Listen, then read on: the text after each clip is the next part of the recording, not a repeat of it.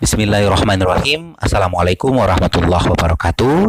Apa kabar semuanya? Kaifahalukum? Semoga dalam keadaan sehat dan dalam rahmat Allah Subhanahu wa taala bersama keluarga di rumah. Amin ya robbal alamin. Anak-anak yang soleh dan solehah, kita buka dengan doa dan basmalah. Bismillahirrahmanirrahim. Di pertemuan sebelumnya, kita telah membahas terkait beberapa contoh energi, di antaranya yang paling sering kita gunakan adalah listrik. Benar sekali. Pada hari ini, kita akan melanjutkan energi dengan tujuan pembelajaran sebagai berikut. Yang pertama, mengetahui sumber energi yang tidak dapat diperbarui dan yang dapat diperbarui. Selanjutnya, mengetahui bagaimana caranya menghemat energi. Selanjutnya, mengetahui hak dan kewajiban terhadap memanfaatkan sumber energi.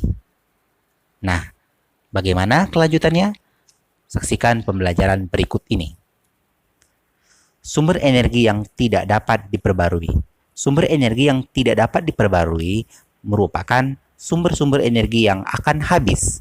Sumber energi tersebut juga tidak dapat diperbarui lagi. Pada umumnya, minyak dan gas merupakan sumber energi yang tidak dapat diperbarui. Contoh lain misalnya batu bara, gas alam, dan hasil tambang lainnya. Minyak bumi dan batu bara merupakan sumber energi yang berasal dari tumbuhan dan makhluk hidup yang terpendam selama jutaan tahun atau disebut dengan fosil. Minyak bumi dan batu bara akan habis jika digunakan secara terus-menerus. Dibutuhkan waktu berjuta-juta tahun agar minyak bumi dan gas-gas tersedia lagi. Sumber energi yang dapat diperbarui. Sumber energi yang dapat diperbarui merupakan sumber energi yang tidak akan habis meskipun digunakan secara terus-menerus. Sumber energi ini dapat diperbarui. Ada pula sumber energi yang bisa diusahakan atau dibuat oleh manusia. Meskipun demikian, kita tetap harus bijak dan hemat dalam penggunaannya. Contoh sumber energi ini adalah air, matahari, hewan, dan tumbuhan. Anak-anak yang dirahmati oleh Allah Subhanahu wa taala. Berikut peta konsep tentang manfaat matahari bagi makhluk hidup. Di antaranya, bagi manusia, matahari dapat digunakan untuk mengeringkan pakaian, sumber energi, listrik tenaga surya, vitamin D untuk tubuh, dan membantu petani. Bagi hewan di antaranya untuk pertumbuhan, penyerapan kalsium, menghangatkan tubuh, mencerna makanan, serta menguatkan tulang. Bagi tumbuhan, untuk fotosintesis, pertumbuhan kecambah, mengaktifkan klorofil, menjaga temperatur tumbuhan dan pertumbuhan bunga, serta daun. Bagi alam, menerangi bumi, pusat tata surya, sumber energi tak terbatas, mengeringkan tanah, serta membantu terjadinya siklus air. Nah, itu merupakan salah satu manfaat energi matahari yang diberikan oleh Allah Subhanahu wa taala. Oleh sebab itu anak-anak, marilah kita bersyukur dengan cara selalu beribadah kepada Allah dan menjauhi segala apa yang dilarang oleh Allah Subhanahu wa taala. Hemat energi. Nah, mulai sekarang anak-anak harus bisa hemat energi dengan beberapa cara sebagai berikut. Tidak menyalakan lampu pada siang hari, menyalakan lampu hanya jika diperlukan, lampu dinyalakan maksimal 10 jam setiap hari, mematikan peralatan elektronik jika tidak digunakan, serta menggunakan listrik seoptimal mungkin. Nah, banyak cara lain untuk kita bisa berhemat energi di rumah kita masing-masing. Bagaimana anak-anak? Sudah paham ya tentang menghemat energi? Insya Allah. Selanjutnya, kewajiban terhadap sumber energi. Berikut kewajiban manusia dalam menggunakan sumber energi dalam kehidupan sehari-hari. Pertama, menghemat energi dengan menggunakan seperlunya. Memanfaatkan teknologi dan peralatan yang ramah lingkungan. Menjaga dan melestarikan alam untuk menjaga ketersediaan sumber energi.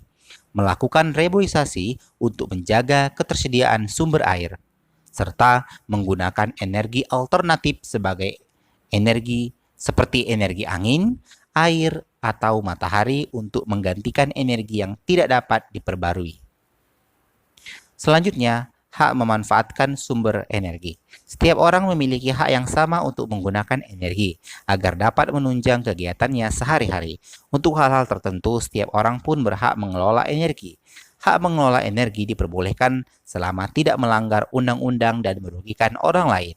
Jika hak dan kewajiban terhadap sumber energi telah dijalankan dengan baik, manfaat sumber energi pun dapat kita rasakan dengan baik pula. Bagaimana anak-anak? Sudah paham ya terkait mengenai kewajiban dan hak dalam memanfaatkan sumber energi.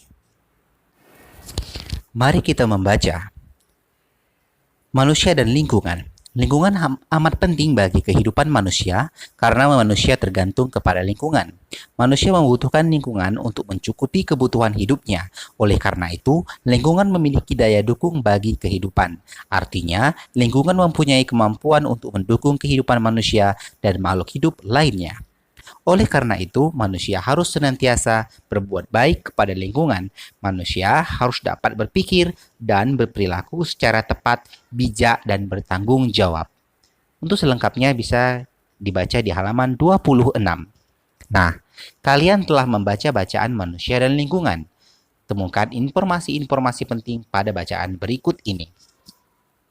Yang pertama, manusia dan lingkungan. Lingkungan memiliki daya dukung bagi kehidupan. Apa maksudnya? Nah, kegiatan manusia untuk memenuhi kebutuhannya seringkali menyebabkan kerusakan lingkungan. Selanjutnya, apa saja kegiatan manusia yang bisa merusak ekosistem lingkungan? Di antaranya penebangan dan pembakaran hutan, penggunaan bahan-bahan kimia, dan pestisida secara berlebihan, eksploitasi sumber daya laut, perburuan liar, dan perusakan terumbu karang. Apa arti penting lingkungan bagi manusia? Lingkungan sangat penting bagi kehidupan makhluk hidup karena lingkungan merupakan daya dukung kehidupan. Oleh sebab itu, makhluk hidup tak akan bisa dipisahkan dari lingkungan.